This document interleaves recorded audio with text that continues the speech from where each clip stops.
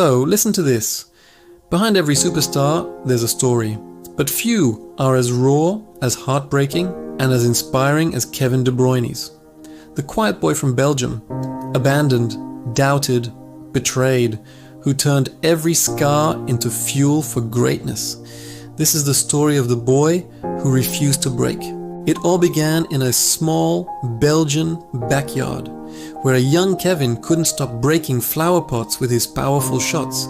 His parents, tired of the chaos, forced him to use only his weaker foot. They had no idea that one small rule would help shape one of the most complete footballers of his generation. Even then, football wasn't just a pastime. It was his world, his language, and his escape. By the age of 8, Kevin had already joined his first club, KVV Drongen. 2 years later, he told his coach he wanted more, that the training sessions at Ghent were better. And just like that, the quiet kid packed his bag and left home to chase a dream. But life at Ghent wasn't easy. He wasn't loud or flashy. He was serious, ambitious, and brutally honest. Coaches tried to change him, to make him normal, but nothing worked. One of them would later admit he was stubborn like a mule, but that's exactly what made him great. At 14, Kevin moved again, and this time to Genk. He left everything behind and lived in a boarding home. To help young players settle in, the club arranged foster families, and Kevin was placed with one. For the first time, he felt comfortable. He was doing well in school and playing well in football, and felt like he finally belonged. But then, during a summer break, he came home to find his mother crying. The foster family had called. They didn't want him back. Their words cut deep. It's about who you are. You're too quiet, too difficult. Kevin couldn't understand it. He'd done everything right. That night he went to his backyard, picked up a football and kicked it against a fence for hours, whispering those words to himself over and over. It's about who you are. The next day, he made himself a promise. In 2 months, I'll be in the first team, no matter what. Genk had labeled him a problem and moved him to a boarding house for troubled kids. But Kevin didn't care. He trained harder than ever, his pain burning into determination. A few weeks later, he came off the bench in a youth match and scored 5 goals in one half. Every strike was a message. Too quiet? Goal? Too difficult? Another goal. Not wanted. Another one. It was impossible to ignore him now.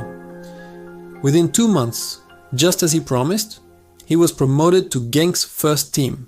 Over the next few seasons, Kevin became a rising star. With his precision passing and intelligence, he led Genk to their first league title in years, providing 16 assists and scoring 5 goals.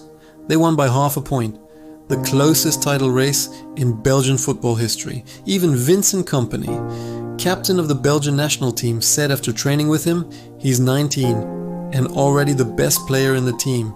But Kevin's hunger never faded, he wanted more, and soon Chelsea came calling. The Premier League, the big stage. It should have been the start of a fairy tale. Instead, it became another test. At Chelsea, Kevin was misunderstood again. Quiet, focused, and serious. Not the kind of personality that thrived under Jose Mourinho. He was loaned to Werder Bremen in Germany, and that's where the world truly noticed him. 10 goals, 9 assists, and the Bundesliga's Young Player of the Year. But when he returned to Chelsea, things fell apart. He struggled to find form, and when his girlfriend cheated on him with his Belgian teammate Thibaut Courtois, the media tore him apart. The humiliation was public, the pain personal. He was sold after just half a season and labeled a flop. But once again, De Bruyne turned heartbreak into motivation. He signed for Wolfsburg and began one of the greatest redemption arcs in modern football. At Wolfsburg, he became a machine.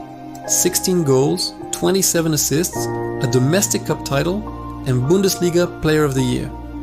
He destroyed Bayern Munich with 2 goals, ending their long unbeaten streak, and earned a spot in the Ballon d'Or shortlist. Off the pitch, he found something even more important: love. He met the woman who would become his wife, someone who helped him find peace in a world that had only given him chaos. By 2015, Manchester City came knocking, paying a record-breaking fee to bring him back to England. The media mocked it. Chelsea flop, they said. But then Pep Guardiola arrived and saw something few ever had. He told Kevin, "You can be a top 5 player in the world." And Kevin believed him. Under Pep, De Bruyne evolved into something more than a midfielder. He became the heartbeat of one of the greatest teams ever assembled. 16 assists, 100 Premier League points, records shattered, defenses dismantled. He wasn't playing with anger anymore. He was playing with love. His success spilled into the international stage. At the 2018 World Cup, De Bruyne helped Belgium achieve their best ever finish, scoring the winner against Brazil and leading his country to the semi-finals. The boy, once abandoned for being too quiet, was now leading his nation. But life wasn't done testing him. In 2019, the day after his second son was born, De Bruyne tore a ligament in his knee. He called his wife and cried, saying, "You'll have 3 babies at home now." She was shocked. She'd never seen him cry, not even at their wedding. Later he said, "Take football away from me and I'm done." When he returned, he didn't just play, he dominated. 20 assists, tying Thierry Henry's all-time record, plus 13 goals. He was named Premier League Player of the Year. Had the Ballon d'Or been awarded that year, he'd have been among the top 5 in the world, and he hasn't stopped since. Title after title, moment after moment, De Bruyne keeps redefining what it means to be complete.